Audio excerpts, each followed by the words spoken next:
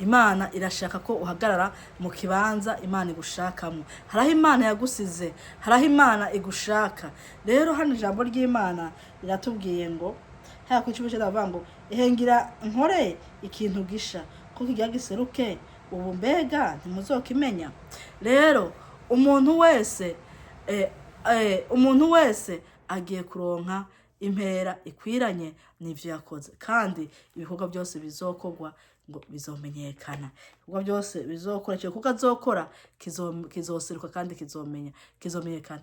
Umwe wese uzoyikorerwa azokimenyeshwa, azokimenya. Uwakoze neza azoyimenya, n'uwakoze nabi nawe azoyimenya. Ariko mwe ndakwifuriza yuko waba mu bakoze nabi, ahubwo ndakwifuriza kuba mu bakoze neza ugahabwa impera y'abakoze neza. Rero nagusaba yuko wakwigarura, wowe uri umusuma wigarure, wowe uri umubeshi wigarure, wowe usharika mwene so igarure, wowe uroga abandi igarure, kuko Yesu Kristo ari ku ntebe y'imbabazi. Kuko turazi neza Imana ntabwira abantu wakoze ibyaha ibi na biriya, ariko iyo uciye bugufi n'umutima wawe bikunze, Imana irakugira imbabazi itaravye ibyo wakoze. Kuko Imana ntabwo ari umwana w'umuntu, uko turazi neza twebwe abana b'abantu iyo umukoreye ikintu gikomeye kugira ngo kubabarire canke ngo akireke bica kure. Ariko Imana yoyo iyo ugenda umutima uciye bugufi ukayitakambira, Imana ntiraba ngo wakoze biriya na biriya, irakubabarira. Rero uko wakumva ijambo ry'Imana mwene data, ukaba haraho wahengamiye mu mwaka uheze, ariko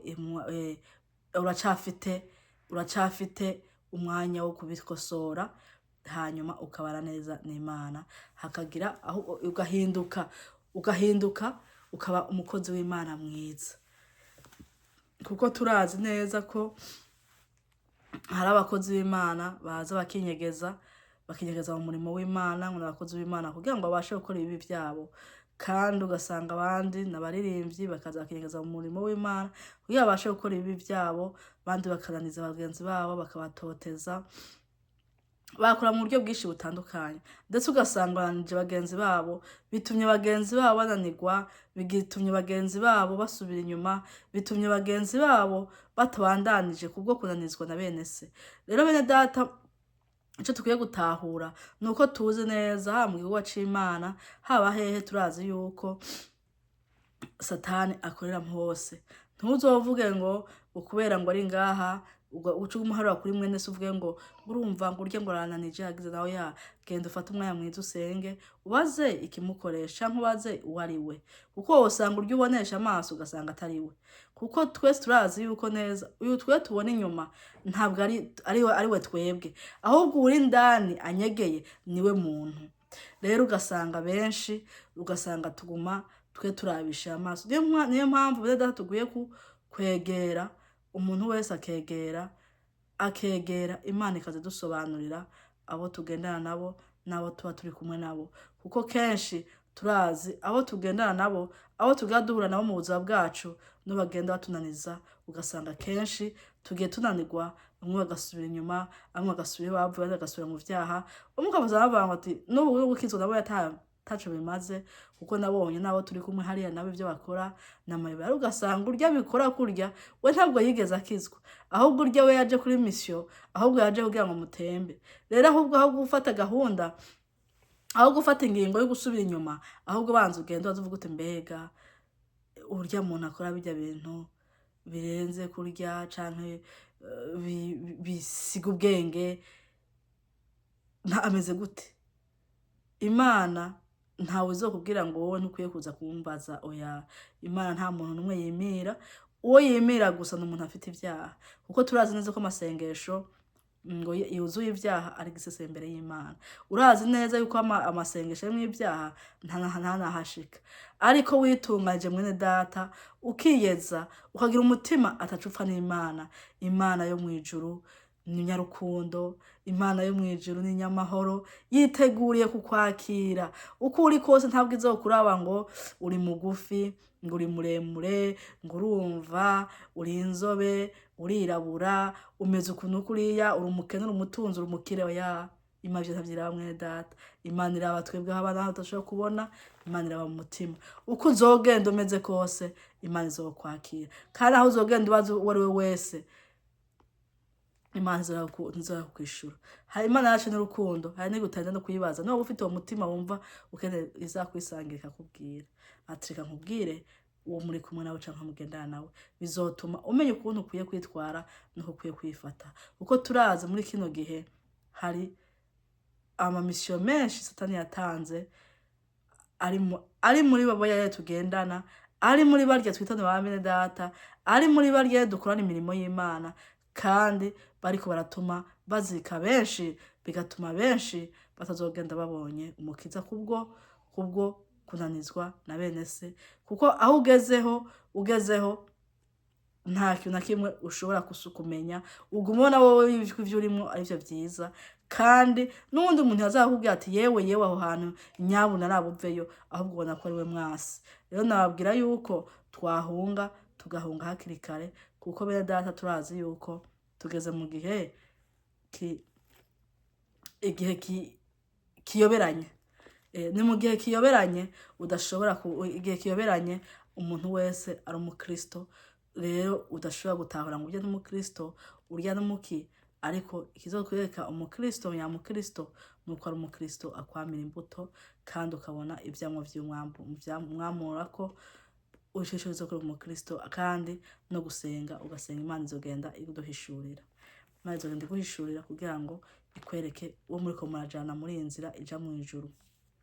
Uko turazi neza ko ijambo ry'Imana itubwira ngo mu gihe ca nyuma hazoza abita Kristo, hazoza abakora ibitangaza mu izina rya Kristo, kandi bazobikora, kandi mu ico gihe bazobeza benshi.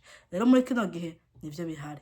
Rero mwe data duko dukwiye guhumura amaso y'impemu, ariko kugira ngo dushobore kuraba tubone abariko batuyobeza n'abatatuyobeza. Ikindi ijambo ry'Imana tubwira ngo mu gihe ca nyuma muri Daniyeli abavuga ngo mu gihe ca nyuma ngo bamenye ubwenge ngo bazoshishikara bezwe, ngo ariko abatazobumenya bazoshishikara bandure. Rero muri kino gihe harimwo abariko bashishikara bandura, n'abandi bamenye ubwenge ko bashishikara bezwa. Nakwifuriza mwe data kuba mu bamenye ubwenge, kuko mu batamenye ubwenge nabadushiraho ijambo ry'Imana ry'ukuri, ryo kubwiza abantu ukuri, ryo kubohora abantu kugira abantu babohoke, ariko agufata nk'uko umengo ahubwo ntuzi ivyo urimo. Ahubwo wewe ni wewe wacangiwe canke wananiwe.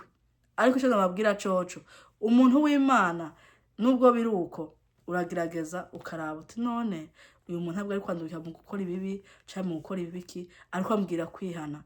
None kwihana mwe data ni wihana ukareka ibibi, na leta utuyemwo uzotuma atabyaha ufite, utuma udafungwa. Basi nubwo wakumva yuko umenga ibintu vy'Imana biragira, ariko umuntu akakubwira ati niuze wihane uhebe ivyaha, uhebe gukora amafuti, ntumva ko uzoba uhonza n'iminyororo. Kubera ko abantu benshi muri kino gihe usanga badakunda ijambo ry'Imana, abantu badakunda ivyiza, ariko washaka ibintu ugasanga usize ko ibintu vyo kuryohereza, vyo kugirana ibintu bidafite n'ikintu na kimwe bisiguye, ugasanga abantu ivyo bariko bahita kuraba. Rero bene data ibi byose vyerekana ko abantu bamaze kuyoba. Iyo umaze ijambo ry'Imana bumva umenga ahubwo urukuba bishiriza mu matwi yabo. Ariko ico nokubwira ijambo ry'Imana tubwira muri Daniyeli ngo abamenye ubwenge bazoshishikara bezwe, ngo ariko babuyobewe bahoshikara bandure. Muri kino gihe rero abariko barashishikara, abo bose badakunda ijambo ry'Imana kuryumva canke ngo barikurikize, abo nibo bayovye, abo nibo batayomenye ubwenge. Ariko uriko arimba avuga ati ndakeneye icaruhura umutima wanje, ndakeneye icatuma numva umutima wanje uri amahoro, uwo niwe yamenye ubwenge ashishikare yezwa. Muri kino gihe rero abamenye ubwenge ariko barezwa. Mwe data turi kuraho hari intambara nyinshi kuhura navyo, izo sigo zitugutuma kugira ngo zikwegereze Imana bitume wezwa, kandi nuhagarara neza Imana iri kumwe nawe kugwanirira. Rero kuko turazi Satani yahagurutse ku rwego rudasanzwe rukomeye kugwanya abana b'Imana. Rero natwe reka duhaguruke mu gushikama dukorera Imana mu kuri no mu kugororoka. Wewe ahubwo ugwara intambara yo kwezwa no gutungana. Ibisigaye Yesu ari kumwe nawe kandi azokugwanira, kuko ubwo ntiwashobora kugwana. Ariko wowe ico ukora, intambara uri bugwane ni intambara yuko wezwa ugatungana, ibisigaye Imana ikaza ikakugwanira intambara ugahagarara uko Imana igomba na Imana iri kumwe nawe. Rero hano kuri 19 haravuga ngo kuri 19 haravuga ngo kugira giseruke ubu mbega ntimuzokimenya nzoca inzira no mu bugaragwa ntembesha inzuzi ahagadutse so nahabwa icubahiro ngo kigira ngo kigiye kubo no kubwira ko ijambo ryatubwiye ngo ngira nkore ikintu gisha ko kigira giseruke ubu mbega ntimuzokimenya. Hano rero ijambo ry'Imana yatubwiye ngo agiye gukora ikintu gisha kandi muzokimenya kandi gisigira giseruke kandi muzokimenya. Mwe data witeguye waruruhijwe warurushe Imana igiye gukorera ikintu gisha kandi igiye kukibona kandi kigiye guseruka atari kera. Imana yo mwijuru igiye kugira neza abayo. Hano kandi nawe uri kuragamika amazosi nturi kurumva ijambo ry'Imana ngo ukore ic'Imana iriko irakubwira, nawe hari igishasha izaje kugukorera, ariko mbabazwa nuko izaza kugukorera iciza zo gukora atari ikintu ciza, kuko ndazi kenshi Imana izoza yije irahemba abakoze neza, abakoze nabi nabo bagahembwa bivaye n'ibikorwa byabo bakoze. Rero mwene data nagomba kukuburira nkubwira ngo wewe byakugoye uhinduke wihane kugira ngo nawe uze uhembwe impembo nziza. Nawe wagwanye intambara nukuri Imana yo mwijuru gushoboze kwambika imbaraga ushishikara urwaye intambara kandi Yesu araje kugutabara. Yesu Kristo ahabwa icubahiro. Hano haravuga ngo nzoca inzira no mu bugaragwa ntembesha inzuzi ahagadutse, ngo azoca inzira no mu bugaragwa. Mwe data hari ahantu ubona umenga ntivyoroshe, ubona umenga nta nzira ihari, umenga ntibikunda, umenga urananiwe, umenga nta nahamubona, aho nyene ubona nta nzira, ahantu hose ubona umenga vyanse, ariko Yesu wewe inzira abayifitiye, ngo afite inzira nyinshi, inzira igihumbi zo gutabara abiwe. Wewe ntuhanga amaso bikugoye, wewe ntuhanga amaso byaniranye, wewe ntuhanga amaso ivyo umengo vyaranse, wewe hereza Yesu umutima wawe, umuhereze umubiri wawe, Yesu Kristo akwiganzire, ibisigaye umurekere gahunda yiwe aza yikorere, kuko aho ubona hari ubugaragwa, aho hata amazi ngo araje kuhatembesha amazi, aho ubona umengo vyaranse vyaniranye warihebuye uvuga ngo ntibigikunda, kuri Yesu nta kwihebura, kuri Yesu ntananigwa, Yesu byose arabishoboye. Ahubwo reka duhagarare neza, duhagarare mu kibanza ciza Imana dushakamwo, ubundi tuyirekere igikorwa cayo aza yikorere. Mwenda tenda guhamagara muri uyu mwaka mushaka tugiye gutangura, uzu kubera umwaka wo gukizwa neza, uzu kubera umwaka wo guhagarara neza, kugira ngo tubandanye runo rugendo ruja mu ijuru turi mu buntu bwayo no mu mbaraga zayo. Rero nagusaba yuko twafatana amaboko, abakunzi mwese mudukwiga kuri Hayo TV, kugira ngo dushishikare dukora igikorwa Imana yaduhamagariye. Wewe ukora ivyo Imana yaguhamagara, hari byinshi Imana yaduhamagariye mu byinshi, dufashanye ukore share, usharinge ku bandi, kandi aho wumva ufite ikibazo turahamagarira gushira muri commentaire mukandika mukatubwira uko vyifashe, ivyo dutahura, ivyo twofashanya, uko turazi ko mu rugendo nugufashanya, kuko nta wifasha wenyene. Ikindi mugakora da subscribe kugira ngo mukore subscribe kugira ngo bikunde ikiganiro cyose kije mushobore kukibona mu gihe gito, hakiri kare kikigiyeho muhite mukibona. Rero dufatanye n'urugendo kugira ngo dukwegane, dufashanye mu bigenda bitugora, tuge duhanurana, tuge dufashanya, kugira ngo tuzoshe kwa data dufite iminyago dutwaye, kandi natwe ubwacu tugende data atwakire. Tuzobe abantu bo kubatwara vuze ariko tugasigara mu nzira. Ndakwifuriza mwe data, kandi nanje nifuriza ko twafatana amaboko twese tukazoshika kuri data, tukavuga data katwishimira. Nitwe muri babandi bazobwirwa ngo mva mu maso mwabivumwe mu sinigeze mbamenya, tuvuga ngo twakoze ibinabiriya hama kavuga ngo sinigeze mbamenya. Yesu Kristo aturengere cyane. Reke twambara imbaraga kugira ngo dukore umugambi Imana yaduhamagariye kuri ino si, kuko wowe ufite umugambi Imana yaguhamagariye kugira ngo uyikorere. Nanje mfite umugambi Imana yahamagariye kugira ngo ndayikorere. Umugambi Imana yahamagariye ntabwo ari ukurya neza, ahubwo ari kuryama neza, ahubwo gukora ibindi, ariko yahamagariye kugira ngo ubwire ibi bintu ndakubwira uyu munsi, kugira ngo bigire aho bigukuye naho bikugejeje, kugira ngo dufatane amaboko twese tuzogende mu bwami bwiwe, kugira ngo iryo sezerano Imana dusezeraniye, ibi byo dusezeranirwa hano muri iyi si ni iby'akanya gato kandi vya hano, ariko ikiruta byose isezerano ryo kuzobana mu bwami bwo mu ijuru niryo sezerano Imana dusezeraniye, kandi nico igwana uko vyanka utemba ugwa uvyuka, nta rindi sezerano Imana iri kuragwanira ni kugira ngo uzoshike mu bwami bwayo. Yesu Kristo yakwakire aguhadaduhanagura ya mosozi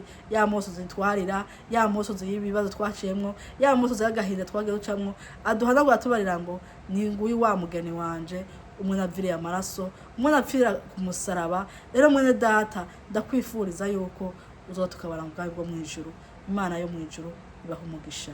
Imana yo mu ijuru turagushimiye kuri Imana itwitaho kandi dukunda, ukatwitwararika uko bukeye uko bwije, uguma utuganiriza kugira ngo tutubere mu bwami bwo mu ijuru, utubohora ndetse utweza, utubwira ngo nitwezwe, mubwire uko ibitega neza mubihindure, kugira ngo muze mubane nanje mu bwami bwo mu ijuru.